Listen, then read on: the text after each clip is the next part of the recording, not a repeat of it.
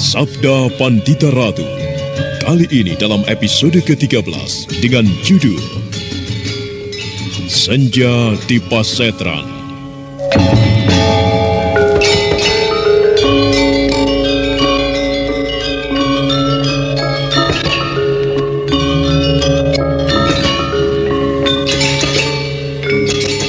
Dalam seri ke-365 ini dengan para pemain Ferry Fadli sebagai Kameswara, Jumali sebagai Juru Sungging, Yoko sebagai Joko Prahoro, Anis Yuliatri sebagai Endang Rudati, dan Asdi Suhastra, pengantar cerita.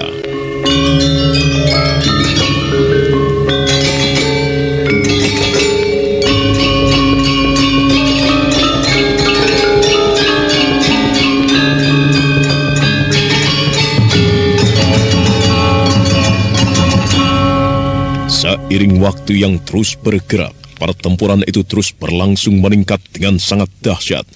Di punggung Ki Juru Sungging terlihat bercak darah luka, namun sebaliknya di dada Joko Prahoro terlihat bercak merah darah di dada itu. Poncowati yang bertempur bagaikan orang kesetanan membuatnya kewalahan. Hingga kemudian tiba saatnya Joko Prahoro mengambil keputusan untuk menguasai lawannya dengan cara lain. Berhenti! Mengapa? Kau tidak akan dapat mengalahkan aku. Lihat tubuhmu, Joko. Beberapa luka telah tergores di dada dan punggungmu. Kau tidak akan bisa mengalahkan aku. Kau tidak akan bisa mengalahkan aku. Lihat mataku. Lihat mataku. Kau tidak akan bisa mengalahkan aku. Pandang mataku. Pandang mataku. Ayo, pandang mataku. Tatap terus mataku. Mengapa dengan mata? Pandang mataku. Bagus, kau telah melakukannya. Pandang mataku, dan kau akan merasakan mengantuk. Mengantuk? Apakah aku mengantuk? Ya, kau mengantuk. Kau ingin sekali memejamkan mata. Kau mengantuk. Matamu terlalu berat kau bawa. Terlalu berat.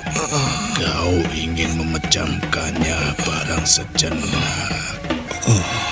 Bukan main. Ternyata besar sekali pengaruh kekuatan gendam orang itu. Ki Juru berhasil dipengaruhinya.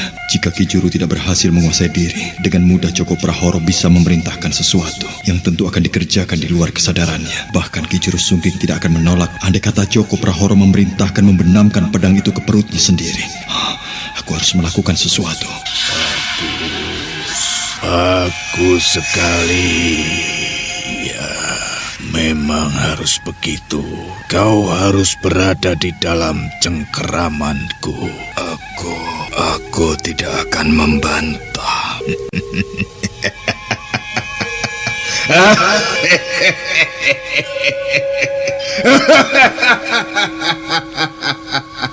Katakan, kau tidak akan melawanku. Kau tidak akan melawanku. Aku tidak akan melawanmu.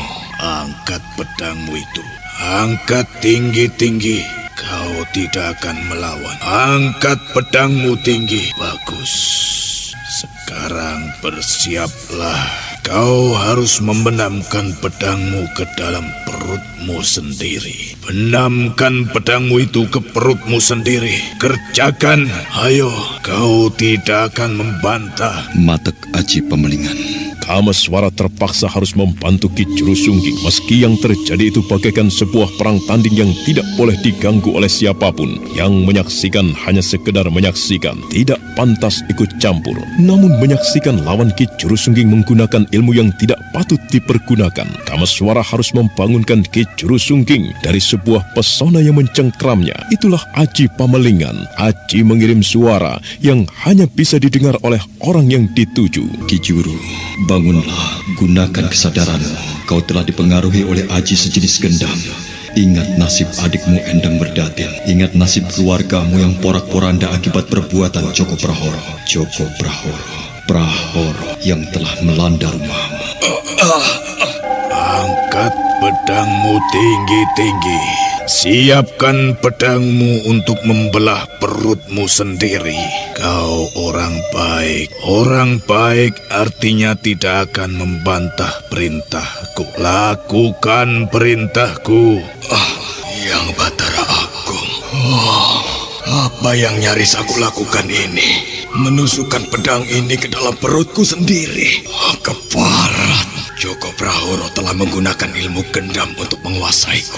Aku harus berpura-pura seolah aku masih berada dalam cengkeramannya. Ayo, cepat kerjakan.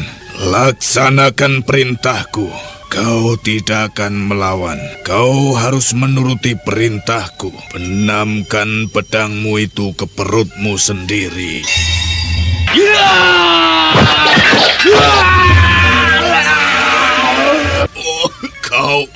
Kau, apa yang kau lakukan kepadaku ini? Kau yang bisa mengetahui dengan tepat apa yang telah kuperbuat kepadamu. Lengan kananmu putus, meski masih menggenggam pedang. Apa artinya? Keparat kau. Hutang nyawa harus dibayar dengan nyawa, Joko Prahoro. Kau telah berhutang lengan kanan kepada adikku Ponco Taksoko. Sekarang kau telah membayarnya. Kemudian nyawamu yang akan kucabut dari tubuhmu sebagai balasan atas kebiadabanmu kepada dua adikku, Rudati dan Werdatin. Berdebah laknat kau. Berdebah laknat. Apa yang sedang kau kerjakan dengan siulanmu? Kau sedang minta bantuan. Bantuan itu datang, akan tetapi terlambat. Kau sudah akan terkapar menjadi mayat di tempat ini. Iya.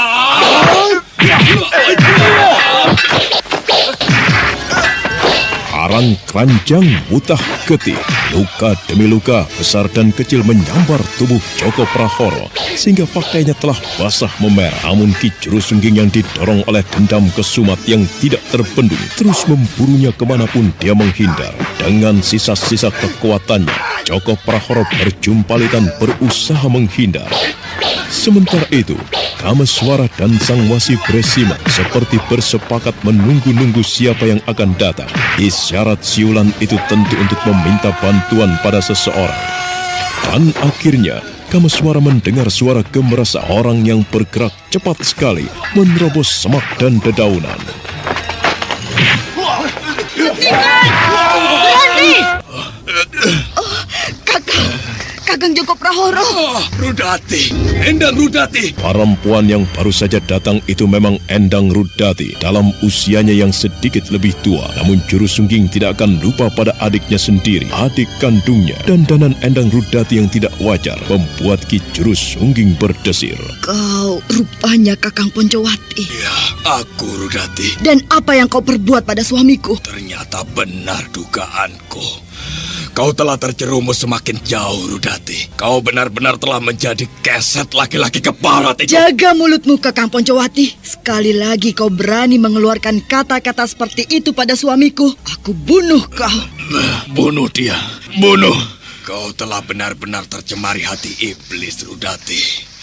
Aku tidak mengira kalau cara berpikirmu telah terputar. Kau sama sekali lupa asal-usulmu.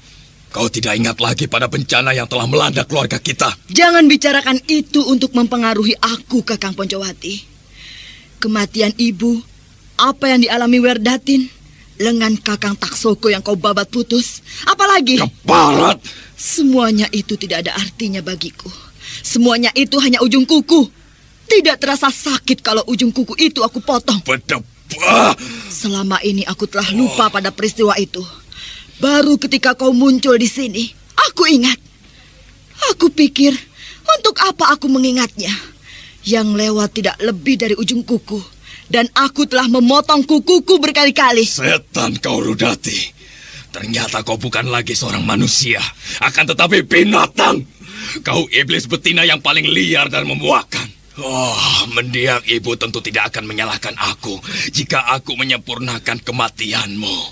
Mati kau di tanganku, Rudati. Berhenti di situ. Bentakan Endang Rudati membuat Ki Jurusungging atau Poncowati tersentak karenanya. Namun Kameswaralah yang merasakan dadanya berdesir lebih keras. Kameswara dapat merasakan betapa seperti halnya Joko Prahoro, Endang Rudati juga menguasai ilmu gendam. Bahkan dapat dirasakannya betapa kuatnya pengaruh kekuatan ilmu gendam itu. Ki Jurusungging termangu di tempatnya berdiri, terlongong-longong seperti orang tolol. Sementara Endang Rudati memandangi matanya dengan tatapan tajam. Kalau aku tidak ingat kau adalah kakakku, maka aku perintahkan kepadamu untuk membunuh dirimu sendiri. Kau mengerti, Kakang Poncowati?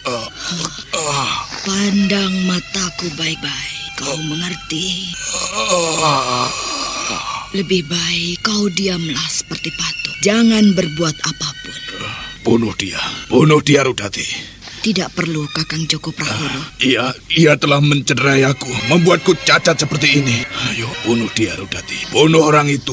Ia bukan kakakmu. Lakukan perintahku, Rudati. Bunuh orang itu. Ayo, lakukan untukku. Tidak usah, Kakang. Lakukan perintahku. Lakukan perintahku. Kau dengar? Ayo! Pengaruh Joko Prahoro terhadap perempuan yang bernama Endang Rudati itu sedemikian besarnya. Endang Rudati berdiri. Dia melirik kepada Kameswara dan Sang Wasi Bresima, menganggap mereka seolah tidak ada. Sedemikian meremehkan sekali. Namun Kameswara harus bertindak ketika melihat Endang Rudati mendekati potongan lengan Joko Prahoro dan memungut pedang yang masih tergenggam. Bagaimana dengan aku, Nyai Rudati? Apakah Nyai tidak memerintahkan kepadaku untuk diam seperti patung dan bahkan tidur? Apakah Nyai tidak melihat pula? Di sini masih ada seorang lagi yang masih menguasai kesadaran dengan utuh. Aku belum berkenalan dengan beliau, tetapi aku tahu namanya, Sang Wasi Bresima. Sadarkah kau dengan apa yang kau katakan itu, anak muda? Kau tidak sedang mengigau? Iya, aku sadar. Paling tidak aku masih belum kacau pikiranku. Akibat sejenis ilmu gendam aneh yang kau kuasai, aku bisa berpikir tenang. Paling tidak, aku masih ingat apa yang diceritakan oleh Ki Jurusungging atau Ki Poncowati tentang seorang ibu yang mempunyai hati yang lembut bernama Nyai Rangganis bersama-sama Kiai Rangganis yang luber kasih sayangnya terhadap anak-anaknya, Poncowati, Ponco Birowo, Ponco Taksoko, Endang Rudati dan Endang Werdatin. Kau masih ingat kepada Nyai Rangganis? Maksudku kepada ibumu itu? Mulut lancang. Mengapa kau mengatakan aku lancang, Nyai? Mengapa kau berani membicarakan soal itu, ha?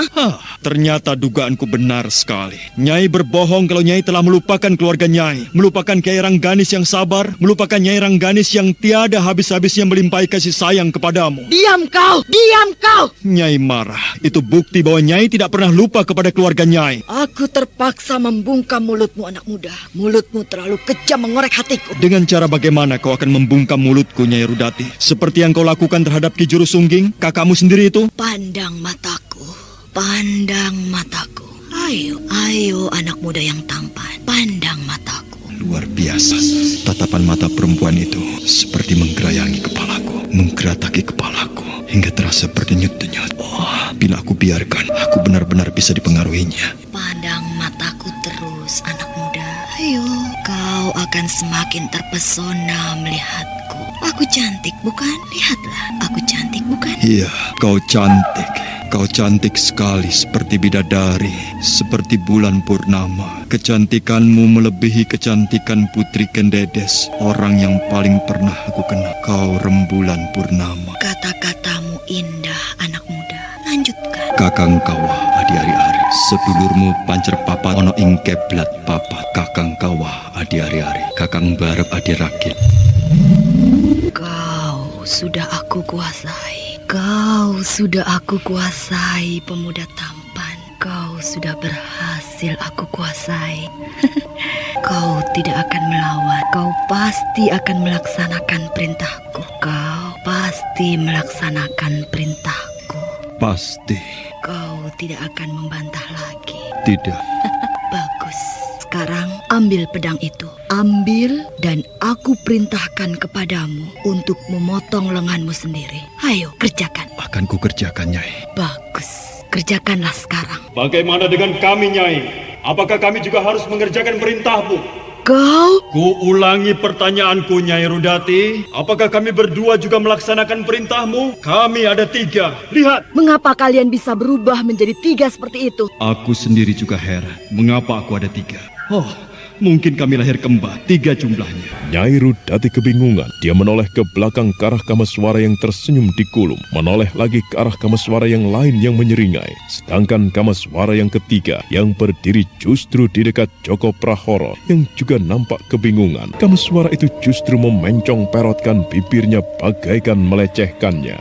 Aku tahu, nampaknya kau menguasai sebuah ajian yang sering disebut bayangan semu. Tetapi menilik ciri-cirinya, kau menguasai aji Kakang Kawah Adi Ari-Ari. Betul. Ya, betul. Ya, betul, tidak salah. Kakang Kawah Adi Ari-Ari. Meski ajian ini sejenis tipuan, namun tidak terlalu pengecut seperti ajian yang kau pergunakan itu, Nyai. Kurang ajar. Iya, kami memang kurang ajar.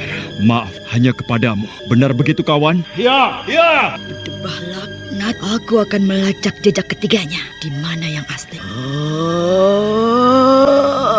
Nyai Endang Rudati menggerakkan tangan kanannya silang menyilang untuk kemudian tangan kanannya bergerak perlahan ke arah kening. Tangan kanan itu kemudian menempel di kening beberapa saat. Kameswara memperhatikan dengan cermat ketika Nyai Rudati ganti menempelkan tangan kirinya di kening. Kedua tangan yang kemudian telah tergenggam itu telah siap melontarkan kekuatan dahsyat. Ciri-ciri khusus pengikut umat Durga. Kameswara yang mengenali ciri-ciri itu segera mempersiapkan diri. Menilik ciri-cirinya, jelas Nyai Rudati telah mempelajari ilmu aneh yang juga dipelajari Nyai Sawur Pitutur yang pernah kulihat kedahsyatan ilmunya. Nampaknya Nyai Rudati bahkan telah menguasai ilmu yang aneh itu lebih mapan dari Nyai Sawur Pitutur. Ketiga wujud Kameswara itu segera mempersiapkan diri sebaik-baiknya. Ketiga bayangan itu segera berloncatan silang menyilang dan berputar cepat mengaburkan diri. Sangat sulit untuk mengetahui manakah Kameswara yang sebenarnya. Angin semilir dan Nyai Rudati yang tidak lagi menggunakan ilmu gendamnya telah membuat Ki Juru Sungging terbang. Ki Juru Sungging kebingungan. Apa yang terjadi padaku? Aku seperti baru terbangun. Apa yang dilakukan Kameswara?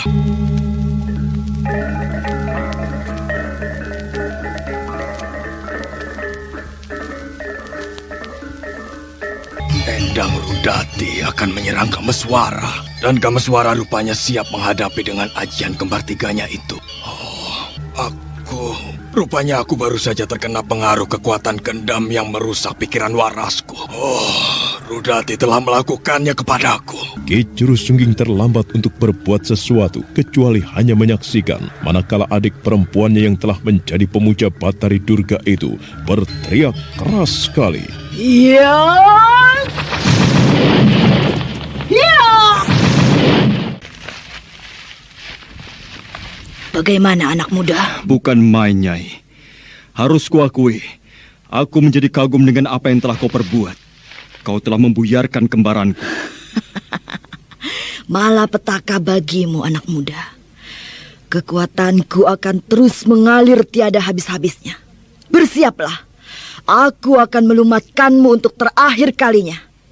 Nah, aku masih memberi kesempatan kepadamu untuk menyebutkan siapa kamu. Agar aku tidak membunuh orang yang tidak aku ketahui namanya. Apalah artinya nama, Nyai? Seperti lelaki ini, Joko Prahoro namanya. Tetapi ia mampu menggunakan 1000 nama. Baik, kalau kau masih merasa memiliki ajian simpanan, keluarkan. Iya, aku akan melakukannya. Aku memang masih mempunyai ilmu simpanan.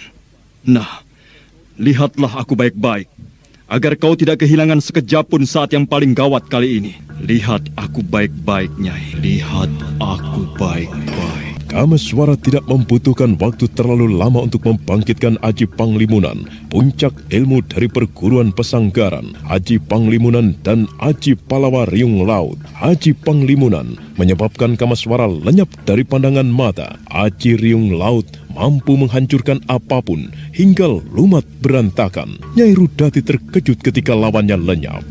Hei, mengapa kau bersembunyi? Aku tidak bersembunyi, Nyai. Namun inilah sifat dari ilmu yang aku pelajari. Ajian Panglimunan ini membuatku tidak kelihatan. Nah, inilah ajian yang akan kupergunakan untuk menghadapi seranganmu yang kau sebut-sebut sebagai serangan yang terakhir itu. Aku telah siap.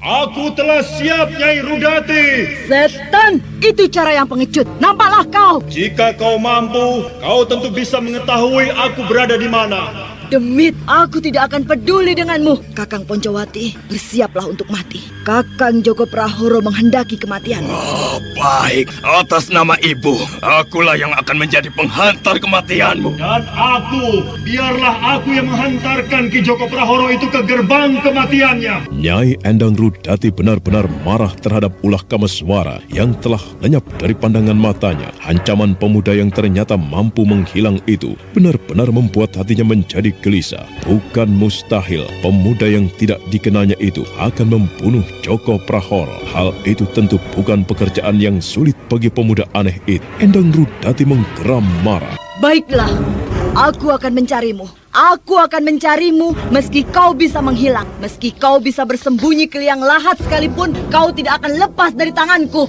Ya! Mampus kau! Aku belum mati, Nyai. Kau hanya menghantam semak-semak yang tidak ada apa-apanya. Tetapi sungguh luar biasa. Semak-semak itu berantakan. Oh, Demit, nampaklah kau. Betapa mudahnya bagiku untuk membunuhmu, Nyai. Aku bisa menghilang. Sedang aku masih memiliki 2 ajian lagi yang luar biasa. Aku bisa menyerangmu dengan leluasa. Aku bisa menyerang sesukaku karena kau tidak melihatku. Jika aku gunakan Aji Raga Bajra, kau tentu lumat menjadi debu. Mau tidak mau, Endang Rudati harus berpikir 2 kali untuk berbuat apapun. Perempuan itu berusaha untuk menggunakan ketajaman mata hatinya untuk melacak di mana lawannya berada. Namun Kameswara seperti menguasai sebuah ilmu yang mampu menghisap berbagai suara hingga tidak diketahui di mana dia berdiri. Tiba-tiba Endang Rudati memungut sesuatu dari dalam kantung dan dengan cepat benda itu dibanting ke tanah di mana dia berdiri dan di mana Joko Prahoro terduduk. Hei, tunggu! Lain kali kita akan membuat perhitungan, anak muda. Jangan lari kau! Rupanya Kameswara telah terlambat sesaat. Nyai Rudati telah membanting sebuah benda bulat yang kemudian meledak menimbulkan asap tebal, menyelimuti tubuh Nyai Rudati dan juga Joko Prahoro. Kameswara tertegun telah kehilangan lawannya yang lenyap entah kemana. Bagaimana Kameswara?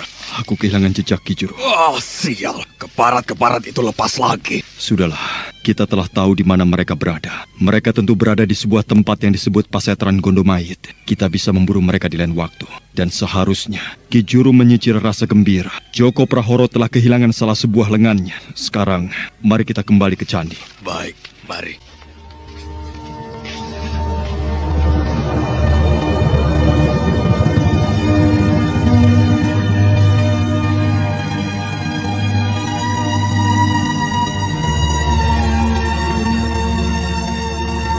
Selamat malam, Paman. Maaf, karena keadaan kami berdua belum memperkenalkan diri. Namaku Kameswara. Dan ini teman seperjalananku. Namanya Ki Juru Sunggi. Namaku yang sebenarnya Poncowati, Kiai. Iya. Meskipun baru sekarang sempat berbincang, namun tadi aku sibuk menduga-duga. Siapakah Kisanak berdua? Anak mas tentunya yang bernama Kameswara. Benar, Paman. Dan Adi Juru Sungging atau yang bernama sebenarnya Poncowati. Nampaknya mempunyai pertalian saudara dengan perempuan tadi. Ya, benar Kiai. Perempuan tadi adalah adikku, adik kandungku. Akan tetapi sayang, perbuatannya telah menyimpang jauh dari kebenaran. Iya, baiklah. Sekarang aku yang akan memperkenalkan diri. Tentu anak mas Kameswara dan Adi Juru Sungging telah mengetahui namaku. Joko Prahoro tadi telah menyebut-nyebut namaku. Aku Bresima, berasal dari suatu daerah yang diberi nama Panarukan di bumi Situbondo. Karena suatu hal yang menarik perhatian, Aku sampai kesasar di tempat ini. Kebetulan sekali, aku bertemu dengan anak Mas Kameswara. Ada beberapa hal yang penting yang perlu aku bicarakan. Tetapi sebaliknya, bagaimana dengan orang-orang yang tergeletak itu? 4 orang itu semuanya bisu, Paman Bresima. Lidah mereka telah dipotong. Jika memberikan keterangan, tentu tiada berbeda dengan keterangan yang aku peroleh dari orang-orang yang bernasib serupa. Kita biarkan mereka tetap tergeletak, Kameswara. Iya.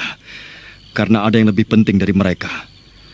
Rasanya aku sudah tidak sabar lagi untuk mengetahui nasib kakakku, Pinaka Swastiratu. Tidak terasa, waktu telah bergerak cepat. Hingga kemudian langit di sebelah timur telah terbakar merah membara. Fajar pagi telah datang dan dengan jelas Sang Wasi Bresima menceritakan pengalamannya. Kameswara menyimak kisah itu dengan jantung berdegup. Kecemasannya terhadap nasib Pinaka Swastiratu membuat mulutnya terkunci. Dan tepat ketika matahari menyembul di langit timur, Sang Wasi Bresima mengakhiri ceritanya.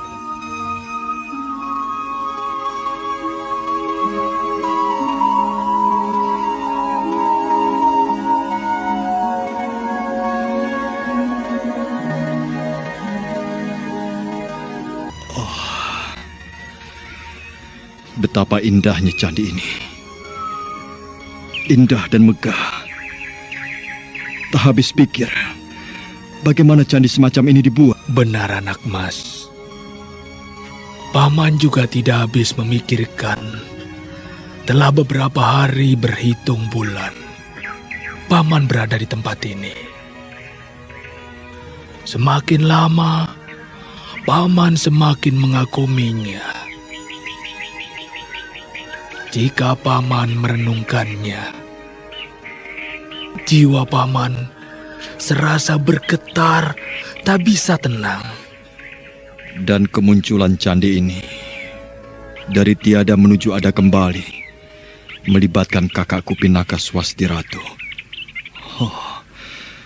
Mengapa harus seperti ini beban berat yang harus disangga oleh Pinaka? Ya, takdir telah mengikatnya. Dan tidak mungkin untuk dihindari. Pinaka bercerita siapa ayah dari bayi yang dikandungnya? Maaf, anak Mas. Nyai Pinaka bercerita dengan sejujurnya kepadaku. Saat itu, aku tidak mengenalnya sebagai siapa asal-usulnya. Yang ada adalah seorang gadis bernama Pinaka. Aku mengajaknya untuk menjadi suami istri. Kami melakukan sebuah upacara perkawinan. Ia kemudian hamil. Namun tiba-tiba petir meledak mengagetkan kami. Kami berdua adalah kakak beradik. Pinaka Swastiratu adalah kakakku. Aku telah mengawini kakakku sendiri. Aku mengawini kakakku sendiri. Tidak terasa, waktu telah bergerak cepat. Hingga kemudian langit di sebelah timur telah terbakar merah membara. Fajar pagi telah datang. Dengan jelas Sang Wasi Bresima menceritakan pengalamannya. Begitu juga sebaliknya, Kameswara pun menceritakan perjalanan hidupnya. Saat itu, aku tidak mengenalnya sebagai siapa asal-usulnya. Yang ada adalah seorang gadis bernama Pinaka. Aku mengajaknya untuk menjadi suami istri. Kami melakukan sebuah upacara perkawinan. Ia kemudian hamil. Namun tiba-tiba, petir meledak mengagetkan kami. Kami berdua adalah kakak beradik. Pinaka Swastiratu adalah kakakku. Aku telah mengawini kakakku sendiri. Aku mengawini kakakku sendiri. Jangan terlalu merasa menyesal, Kameswara. Kau lakukan itu karena kau tidak tahu ia kakakmu. Andai kata kau tahu, kau tentu tidak akan melakukannya. Mungkin aku tidak perlu terlalu menyesalinya, Ki Juru. Tetapi yang aku sesali, Mengapa harus Pinaka? Mengapa harus anakku? Bayi yang masih berada di dalam kandungannya yang harus menjadi tempat penitisan itu.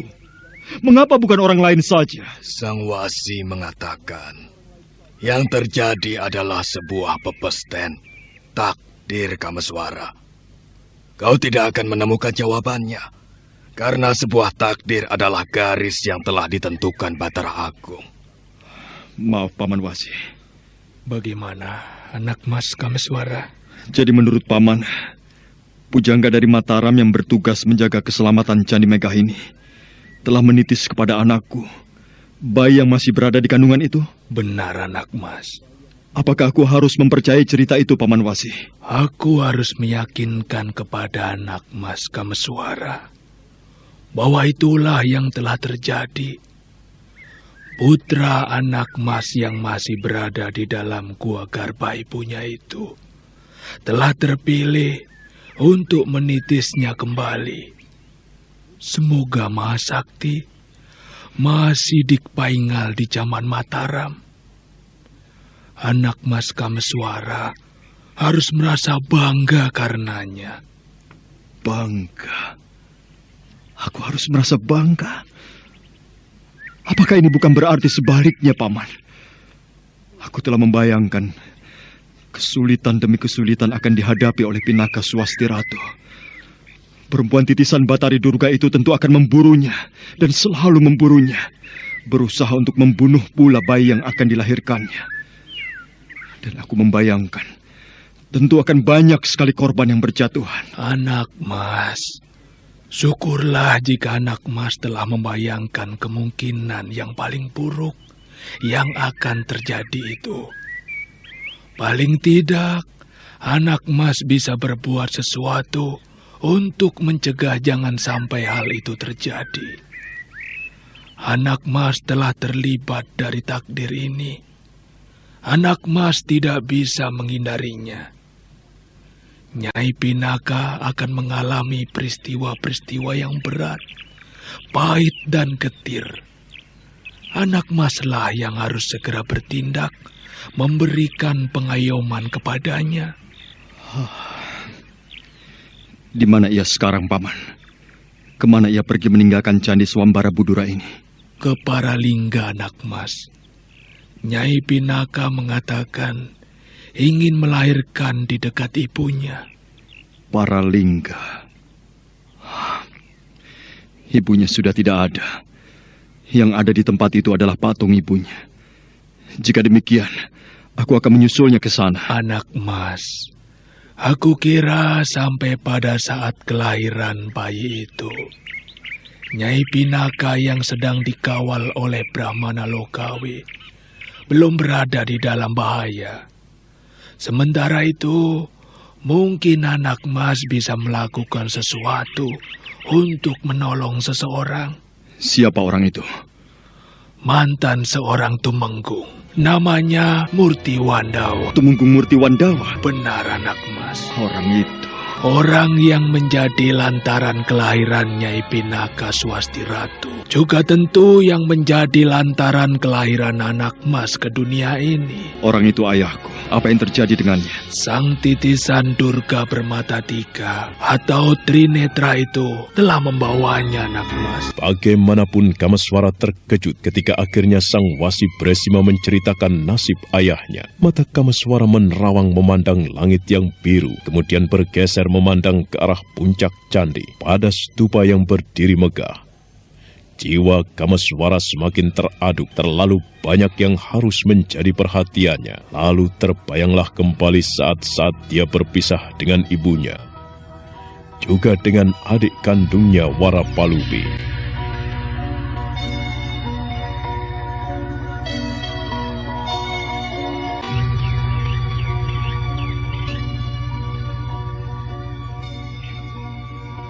Aku pernah mendengar kisah dan sepak terjang seorang laki-laki yang bernama Sakyamurti, anak Mas.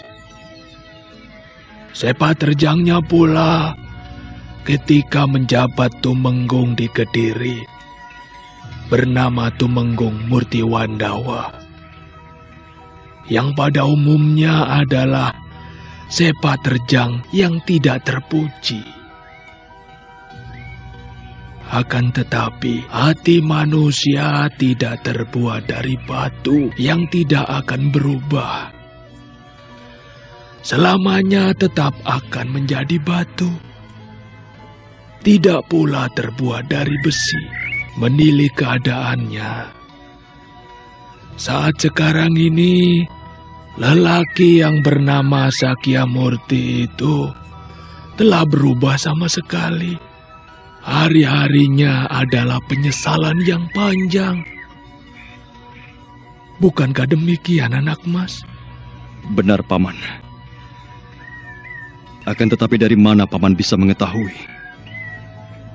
Apakah ada orang yang bercerita? Ya, Brahmana Logawi yang banyak bercerita tentang sepak terjang Tumenggung Murtiwandawa.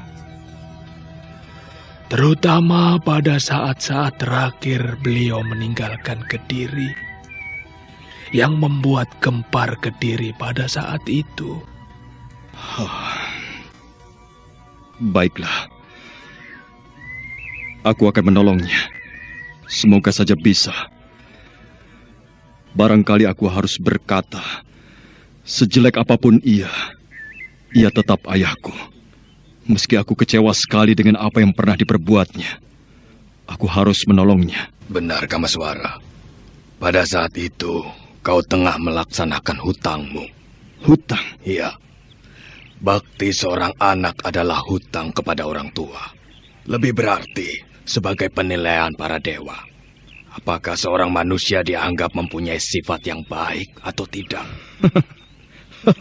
Hei, apanya yang membuatmu tertawa, Kamaswara? Mungkin karena pada kenyataannya kurasakan ada yang janggal. Sudahlah, Ki Juru. Aku tidak berminat membicarakan soal itu. Candi ini lebih menarik. Paman Wasi Bresima, aku ingin menjelajahi, menyaksikan dari ujung ke ujung, dari sudut ke sudut. Atau aku ingin melihat di bagian mana Pinaka mengalami peristiwa luar biasa itu. Tentu aku tidak keberatan, anak mas.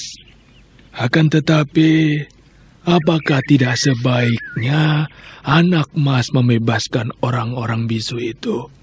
Siapa tahu, meski barang sedikit, bisa didapatkan keterangan. Baik.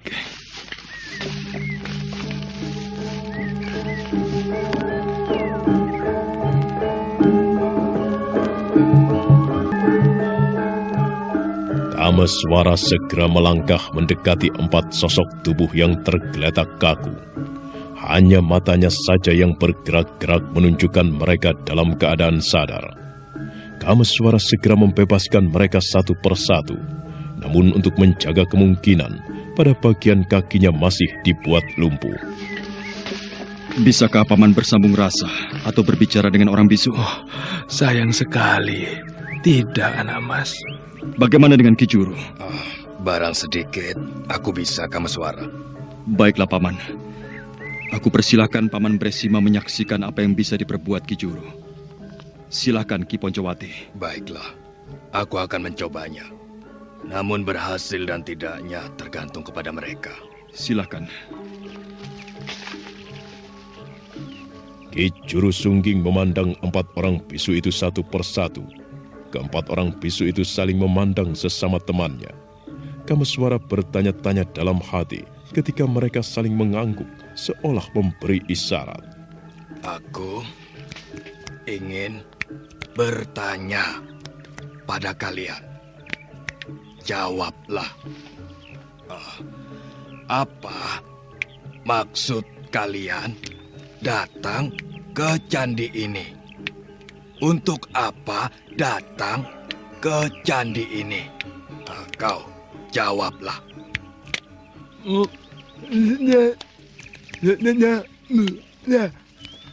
Apa katanya Ki Juru?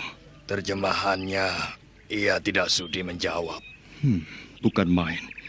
Sebuah jawaban yang tegar sekali. Bagaimana dengan yang seorang lagi? Apakah ia juga akan menjawab dengan jawaban yang sama seperti itu? Kau katakan, untuk apa kau datang ke candi ini? Untuk apa? Apa tujuan kalian datang ke candi ini?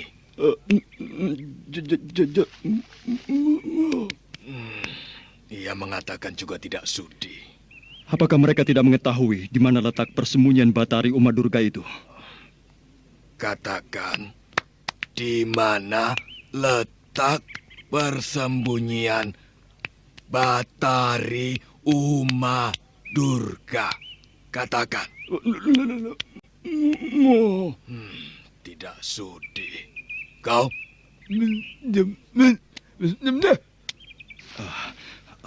Apa katanya Ki Juru?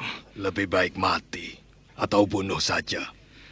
Katakan kepada orang-orang bisu ini, aku tidak akan membunuh mereka. Namun kita bisa menyaksikan mereka. Mereka kita buat lumpuh dan tidak bisa bergerak sampai tua. Kalian dengar, orang-orang bisu. Jika kalian tidak mau bekerja sama dengan kami tidak akan membunuhmu. Namun kami bisa menyiksamu. Kalian akan kami buat lumpuh sampai tua. Tidak akan ada orang yang menolong kalian. Hei, apa yang akan mereka perbuat itu? Jangan! Ayo, muntahkan! Ayo, muntahkan! Terlambat sesaat berarti fatal. 3 orang di antara para bisu itu telah berhasil menelan bilis racun. Mereka menggelepar seperti ayam disembelih. Peristiwa itu benar-benar mengejutkan.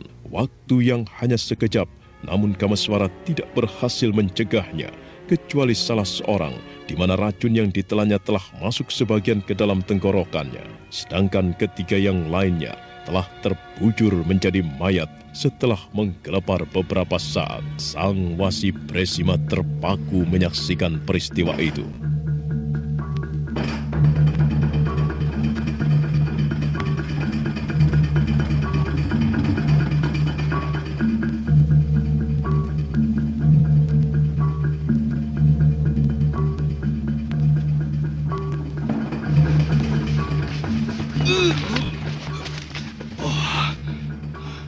Luar biasa.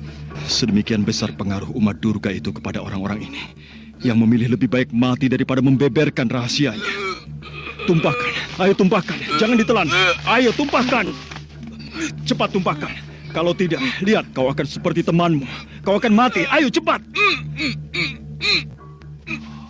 Sial, orang ini memilih mati. Kameswara, lihat keningnya mulai muncul bercak merah. Oh, ini rupanya penyebabnya. Aku akan mencoba menghilangkan pengaruh kekuatan hitam ini. Aku akan mencobanya.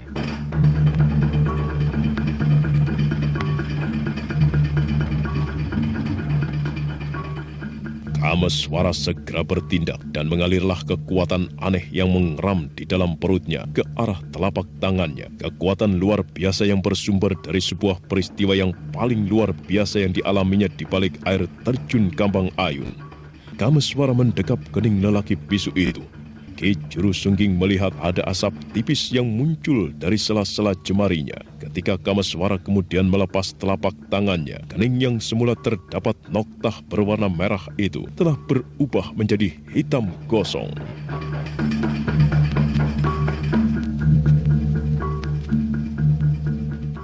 Sekarang muntahkan. Ayo muntahkan. Muntahkan ke sana cepat. Cepat muntahkan. Ayo muntahkan. Bagus. Lagi. Ayo keluarkan racun yang sudah terlanjur masuk di tenggorokanmu. Ayo cepat lagi.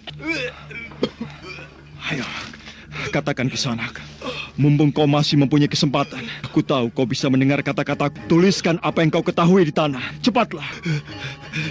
Bagus, tulislah. Widara Kandangan. Jadi kau berasal dari Widara Kandangan? Jagat Dewa Batara. Kau tentu murid perguruan Widara Kandangan. Murid Paman Galuh Urang. Benar begitu? Dewa. Jadi seperti inikah nasib semua? Semua anak murid perguruan Widara Kandangan?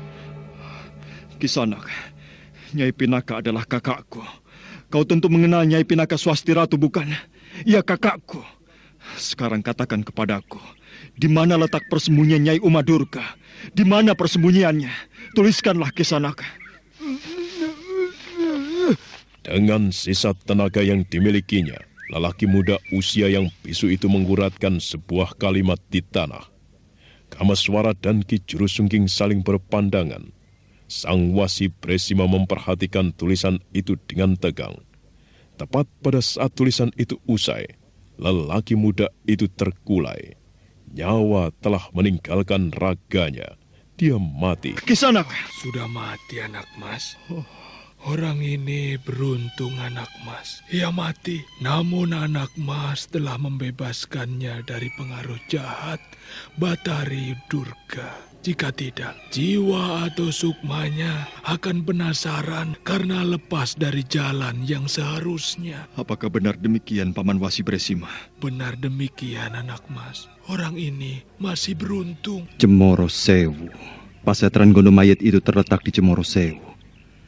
Cemoro berarti cemoro. Sewu adalah 1000. Cemara 1000. Aku tahu tempat yang bernama Cemoro Sewu. Tetapi apakah ada tempat lainnya yang juga bernama Cemoro Sewu? Di mana anak mas mengetahui tempat bernama Cemoro Sewu itu? Di lereng timur Gunung Lawu, di dekat sebuah telaga yang sering disebut Sarangan. Di sanalah terdapat sebuah daerah yang disebut Cemoro Sewu atau Cemoro Sosro. Sosro juga berarti 1000. Bukankah kita telah melewati tempat itu, Kamaswara? Iya, kita telah melewati tempat itu. Namun kita tidak melihat tanda-tanda yang mencurigakan. Atau apakah memang benar tempat itu yang dimaksud? Sayang sekali. Pengetahuanku tentang berbagai tempat sangat sempit anak mas. Aku tidak bisa memberikan wawasan. Namun mungkin juga tempat itu. Jika demikian, dalam perjalanan kembali ke Paralingga, aku akan melewati tempat itu lagi. Bagaimana Ki Juru? Iya, aku sependapat. Sekarang aku ingin menguburkan orang-orang ini. Bagaimanapun juga mereka adalah orang-orang dari perguruan Widara Kandangan. Perguruan yang seharusnya diwarisi oleh Pinaka untuk memimpinnya. Mari ku bantu anak mas.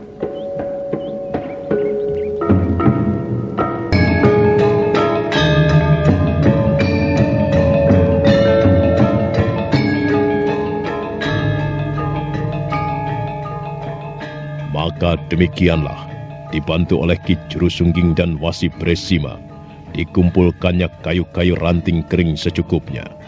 4 sosok mayat itu kemudian diantarkan menuju ke gerbang kehidupan terakhir melalui sebuah upacara. Api berkobar, dan ketika waktu kemudian bergeser, upacara telah usai. Dengan ditemani oleh Wasi Bresima, Kamaswara dan Ki Jurusungging menaiki candi, mengelilinginya sambil tidak habis-habisnya mengeluarkan ucapan kekaguman dan pujian atas kemegahan Candi Swambara Budura itu.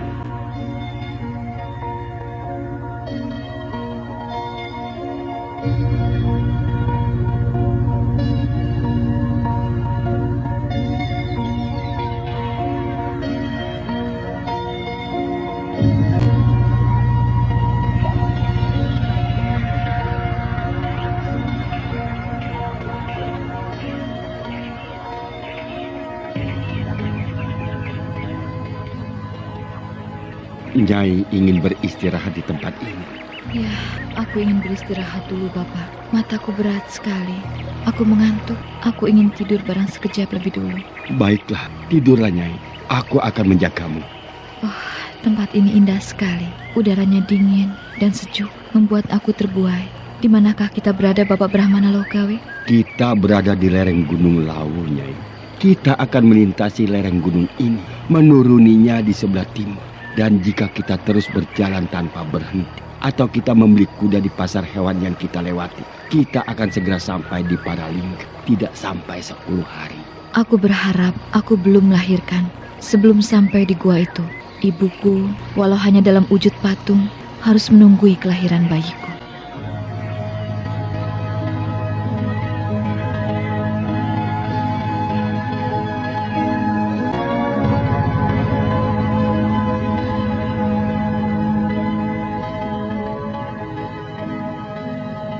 Pemandangan yang indah di lereng Gunung Lawu, udara yang sejuk semilir sepoi-sepoi, membuat Nyai Pinaka yang menempuh perjalanan bersama Brahmana Loh Gawe ingin beristirahat meski barang sejenak. Mendung cukup tebal menyelimuti puncak Gunung Lawu hingga tidak kelihatan dari pandangan mata. Bersandar pada sebuah pohon yang besar, berbantal bungkusan pakaiannya, Pinaka Swasti Ratu mencoba memejamkan matanya. Masih belum tidur, Nyai? Belum, Bapak. Hampir saja aku tertidur. Tapi tiba-tiba bayi di dalam perutku menendang keras sekali. Laki-laki rupanya. Bayiku tidak senang aku tidur. Bisa aku rasakan ia bergerak ke arah kanan. Di bagian ini terasa menonjol. Itu pertanda bahwa saat kelahiran bayimu sudah dekat, Nyai. Bulan ini nampaknya bulan-bulan terakhir. Apakah dalam hitunganmu usia bayi itu sudah 9 bulan, Nyai? Belum. Ini baru bulan ke-8. Kelahiran bayi ada kalanya mendahului. Tidak selalu harus menunggu 9 bulan lebih beberapa hari. Tapi aku tidak mau melahirkan anakku kalau belum sampai di tempat itu. Aku ingin patung ibuku di Gua Paralingga menjadi saksi perjuanganku melahirkan anakku. Perjalanan masih jauh. Kita harus melintasi Gunung Lawu ini hingga berada di sebelah timur. Kemudian menuruninya dan terus berjalan ke arah timur. Kira-kira 8 hingga 10 hari kita akan sampai di Paralingga. Jauh sekali dan lama sekali. Tapi biarlah, Bapak. Meski jauh, jika kita terus berjalan tiap hari, lama-lama jaraknya akan menjadi dekat pula. Aku berasa gantuk. Akan tetapi betapa sulitnya untuk bisa tidur. Rupanya bayiku besar tirakatnya. Betapa indahnya tempat ini, Bapak. Lekuk-lekuk tebing di kejauhan. Kemudian hamparan lembah yang tiada batasnya di kejauhan sana. Betapa menyenangkan andai kata aku memiliki rumah di sini. Kau mengubah pikiranmu? Tidak. Aku senang jika melihat-lihat tempat yang indah di tepi laut. Aku ingin tinggal di pantai. Gunung? Aku ingin membuat rumah di gunung. Tidak, Bapak. Meski di tempat ini menyenangkan, aku tidak ingin tinggal di sini. Mungkin aku akan memilih tinggal di Paralingga atau di Widara Kandangan. Di Paralingga, di sana ada patung ibuku. Di Widara Kandangan, entah bagaimana nasib mereka. Ayah Galuh Urang, maafkan aku, Ayah. Aku ternyata tidak bisa memberikan perlindungan kepada segenap anak murid perguruanmu. Bagaimana nasib murid-murid perguruan Widara Kandangan? Aku tidak tahu, Ayah. Sudahlah, Nyai, sudah. Jangan terlampau disedihkan. Istirahatlah.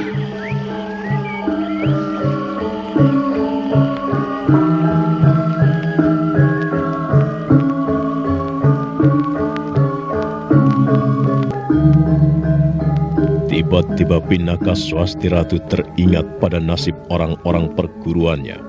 Bagaimana keadaan mereka? Di mana mereka? Bagaimana pula nasib mereka? Pinaka Swasti Ratu tidak mengetahuinya. Sulit dibendung kesedihan di dalam hatinya yang tiba-tiba membuncah. Berbuah bulir-bulir air mata yang membasahi pipinya. Dan manakala ingatannya kemudian tertuju kepada Galuh Urang ayahnya, kesedihannya semakin sempurna.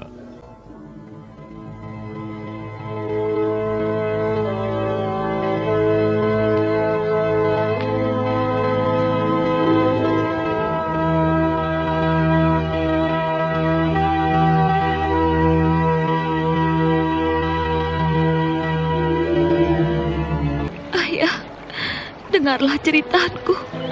Aku menghadapi persoalan yang berat. Aku seperti tidak mampu menyanggahnya, Ayah. Ayah Galuh Urang, mengapa kau harus meninggalkan aku? Terlalu berat aku hidup tanpa kau, Ayah.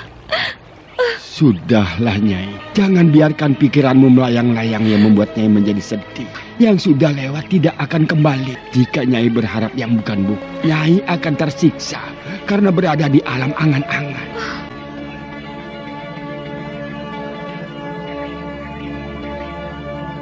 Pinaka Swasti Ratu mencoba mencerna kata-kata Brahmana Loh Gawe yang arif itu, kemudian mencoba menumbuhkan kesadaran di dalam dirinya sendiri. Pinaka memejamkan mata, tangan kirinya mempusai perutnya, dan dengan sengaja kemudian mencoba mengingat wajah Kamaswara, adiknya yang karena ketidaktahuannya telah menjadi suaminya, bahkan kemudian menaburkan benih yang tumbuh subur di dalam rahimnya. Dengan wajah Kamaswara berada di angan-angan, Pinaka Swasti Ratu mencoba meraih mimpi, dan akhirnya kantuk itu datang. Tetapi, ada apa, Nyai? Aku mendengar sesuatu. Hah? Sesuatu apa? Jauh sekali. Tapi aku masih bisa mendengarnya. Seperti... Seperti apa, Nyai? Banyak sekali orang bersorak-sorak, seperti sedang melakukan sebuah upacara liar. Hah? Upacara liar? Ya. Aku bisa mendengarnya. Tapi aku masih bingung dari mana suara itu berasal. Nampaknya dari arah sana. Tapi itu pantulan tebing yang jauh sekali. Sebelum memantul, berasal dari mana suara itu? Aku tidak tahu. Suara itu jelas tidak berasal dari tebing itu. Karena memantul juga dari arah yang lain. Juga memantul dari arah sana. Bukan main. Aku sudah mencoba mempertajam pendengaranku untuk mencoba menyerap suara-suara yang paling halus. Tetapi yang berhasil kudengar adalah suara desir angin, gemerisik dedaunan, dan binatang-binatang hutan. Aku tidak mendengar apa yang Nyai dengar itu. Tapi aku mendengarnya, Bapak. Sangat jelas di telingaku. Luar biasa. Nampaknya sejak peristiwa di bulan purnama itu telah melontarkan Nyai pada tataran ilmu kanuragan yang tinggi sekali. Nyai dapat mendengarkan suara-suara yang demikian jauhnya. Jangan memuji. Di balik yang terjadi itu, aku harus mengalami kepahitan dan keprihatinan. Mari, Bapak. Aku merasa penasaran untuk melihatnya. Suara-suara apakah itu? Kita berjalan ke arah sana. Mungkin di sebelah sana kita bisa mengetahui dari arah mana sumber suara itu. Mari, Nyai.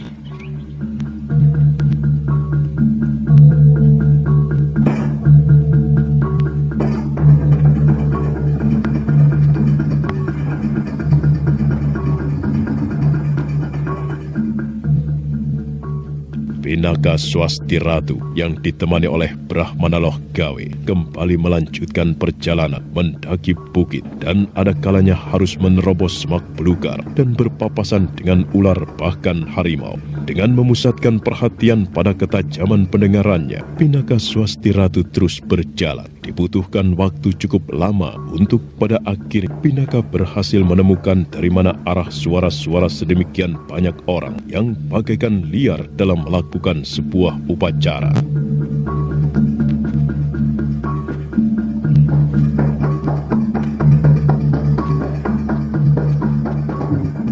Bapak sekarang bisa mendengar? Iya. Dari sini lebih jelas. Tetapi dari mana asalnya? Dari sana. Dari seberang sana suara-suara itu terdengar. Aku melihat ada banyak sekali gubuk didirikan. Aku tidak melihat apapun, Nyai. Aku melihatnya, Bapak. Tetapi suara-suara orang banyak itu tidak kelihatan orangnya. Mungkin mereka berada di balik sebuah gubuk yang paling besar. Atau di tempat yang lebih rendah. Tidak kelihatan dari sini. Apakah kita perlu ke sana untuk melihatnya? Jika kita ke sana, kita harus mengitari jurang yang memanjang ke timur dan kemudian membelok ke selatan.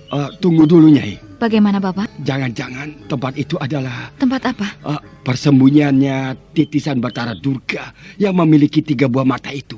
Pasetran Gondomayit. Persembunyian perempuan iblis itu? Benar. Jika demikian kebetulan sekali. Aku ingin mengobrak-abrik tempat itu. Jangan, Nyai. Jangan. Justru aku mencebaskan Nyai yang segera melahirkan bayi. Padahal bayi itu yang diincar oleh perempuan bermata 3 itu. Bagaimana kalau kita hanya mengintai? Baiklah. Tetapi Nyai harus mematuhi pesanku. Jangan berurusan dulu dengan mereka. Ini belum saatnya. Sangat berbahaya jika pada saat ini Nyai berhadapan langsung dengan perempuan itu. Apalagi ini di sarangnya. Iya, aku mengerti. Akhirnya, meski belum sampai di sudut jurang di sebelah timur, namun sudut pandang yang ada telah memungkinkan Nyai Pinaka melihat apa yang terjadi di seberang. Tebing yang jauh di seberang dilintasi oleh kabut tebal, menyebabkan Brahmana Loh Gawe masih mengalami kesulitan untuk menyaksikan apa yang terjadi. Meski suara-suara mereka yang berteriak berirama, liar, dan menghentak-hentak semakin jelas ditangkap pendengaran mereka. Benar-benar orang-orang yang sedang melakukan upacara aneh. Ada beberapa pemuda dan juga perempuan yang diikat di kayu-kayu besar yang ditancapkan. Ada api yang menyala. Nampaknya upacara itu menggunakan pengorbanan. Dan orang-orang yang terikat itu, apakah kita tidak menolongnya, Bapak? Kau berada di sudut jalan yang menyulitkanmu, Nyai. Seperti makan buah si malakama. Kau kebingungan untuk menentukan sikap. Tetapi jika Nyai mau berpikir lebih jauh, Nyai harus memikirkan keselamatan bayi di dalam kandungannya. Bayi itu adalah titisan orang suci di zaman Mataram yang di masa mendatang akan menjadi penyelamat Candi Swambara Butura yang berada di dalam bahaya. Jangan bermain bahaya di tempat ini, Nyai. Menyelamatkan orang-orang itu memang penting, namun menyelamatkan bayi di dalam kandungannya jauh lebih penting lagi. Kasihan mereka, Bapak. Mereka mungkin akan dibunuh. Apa boleh buat, Nyai? Aku melihat 2 orang pemuda dan 2 orang gadis diikat. Sayang wajahnya tidak kelihatan. Betapa malang nasib gadis itu. Juga melihat masih ada seorang lagi yang terikat pada sebuah tiang. Oh, Sakyamurti. Bagaimana, Nyai? Benar, kita tidak perlu berurusan dengan mereka. Mari, kita tinggalkan tempat ini. Brahmana Loh Gawe dengan cepat dapat menangkap perubahan wajah Pinaka Swasti Ratu. Justru karena itu, Brahmana Loh Gawe bertanya-tanya dalam hati. Brahmana Loh Gawe mencoba memandang ke seberang jurang. Namun yang dilihat berada di tempat yang jauh sekali. Brahmana Loh Gawe tidak bisa melihat apapun. Hanya kabut yang melintas di tempat yang sedikit lebih rendah yang bisa dilihat oleh kakek tua itu dengan jelas. Nah, apa yang terjadi sebenarnya di sana? Saudara pendengar, untuk mengetahui jawabannya, ikutilah kelanjutan kisah ini dalam seri berikutnya. Sampai jumpa.